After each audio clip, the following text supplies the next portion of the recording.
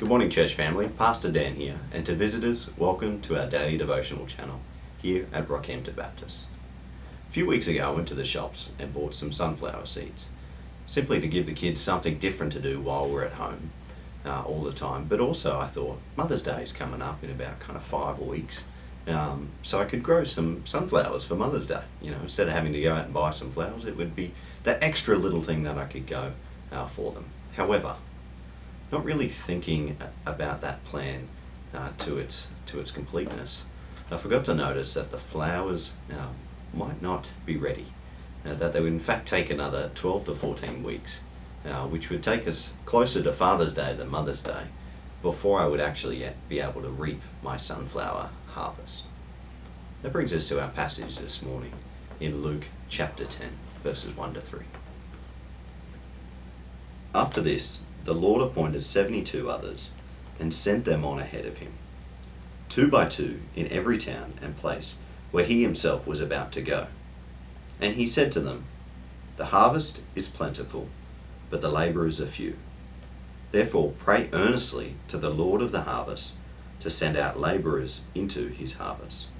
Go your way. Behold, I am sending you out as lambs in the midst of wolves." Unlike my sunflower harvest, which is at least 12 weeks away from flowers, Jesus declared to his followers that the harvest is ready, and it is in fact plentiful.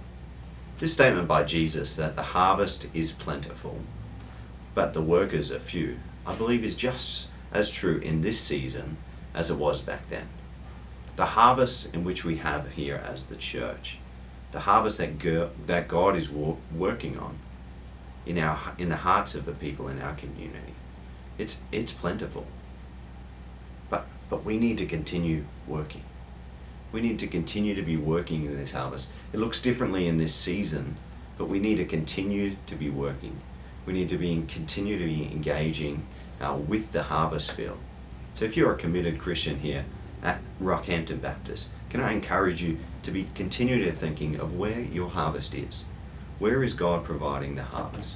And I know we're not doing much ministry programs and that during this time, but can I encourage you to be thinking about that now and letting us know as a church where you believe your harvest field is, so that we can in fact pray into the harvest, that we would see God reap what we do in 100-fold of people coming to know Jesus.